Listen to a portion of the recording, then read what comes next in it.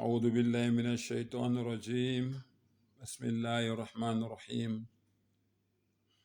وقالوا لن يدخل الجنة إلا من كان هودا أو نصارى تلك أمانيهم قل هاتوا برهانكم إن كنتم صادقين بلى من أسلم وجهه لله وهو محسن فلهم أجرهم عند ربهم ولا خوف عليهم ولا هم يحزنون.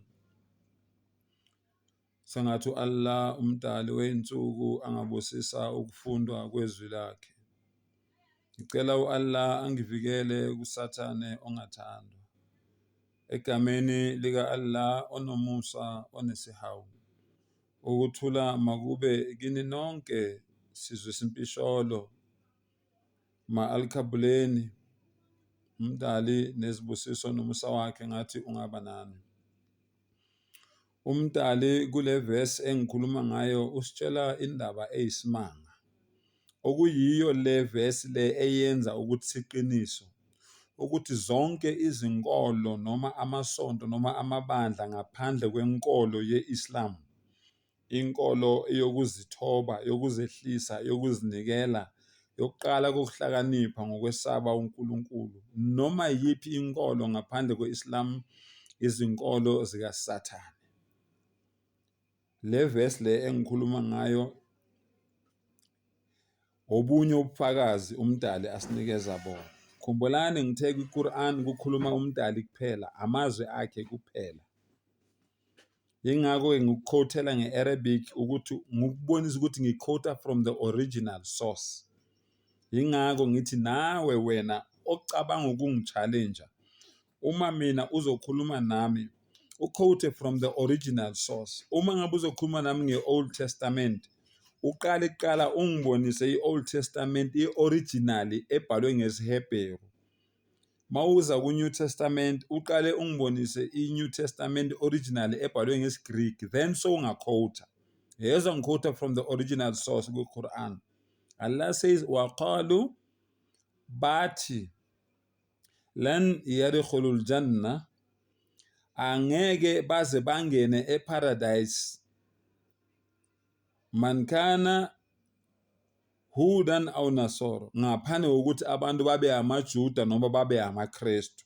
Akekho umuntu ozongena eparadise noma ezulwini ngaphandle komuntu ongumJuda noma ongumKristu.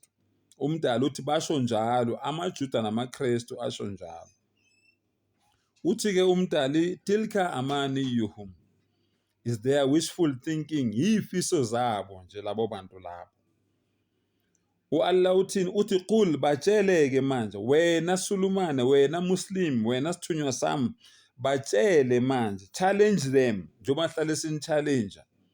Hat burhanakum, lethani ubufakazi, batsheleni ukuthi mabalethe ubufakazi in kuntum sadiqin, uma ngabe ngempela lento abayishoyo ukuthi amaJuda namaKristu yibona bayodla umhlanganiso babe zindlalifa zezulu, mabalethe ubufakazi. Umdali onikeza leyo challenge akusuwumbatha. Then Allah says bala, nay, hayi, iqiniso lila. Unqo uthi iqiniso lithi man aslama wajahu lillahi, lowo muntu loyo ozehlisayo, ozithobayo, ozinikelayo, ovumayo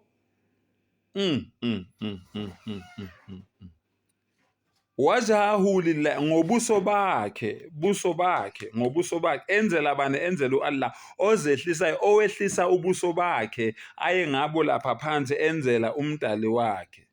Allahu akbar.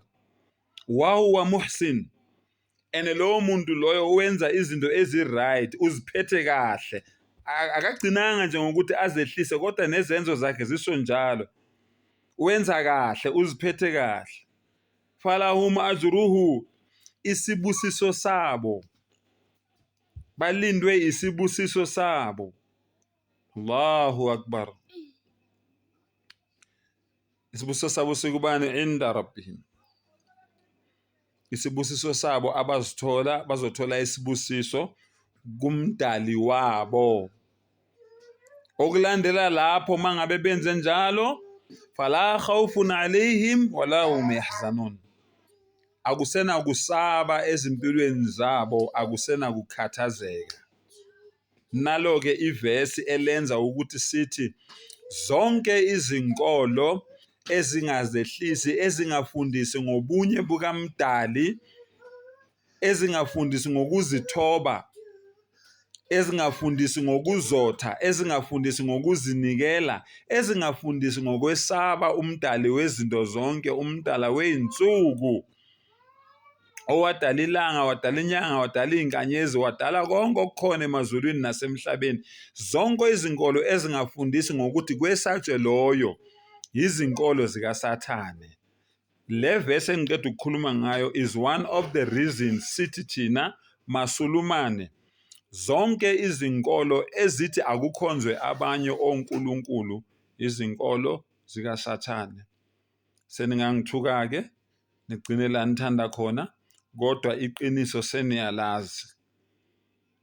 Iqiniso vele liyababa, kodwa liyamkhulula umuntu engikwaziyo ekugcineni.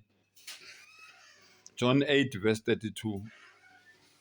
Wa akhiru da'wana anil hamdulillahi rabbil alamin.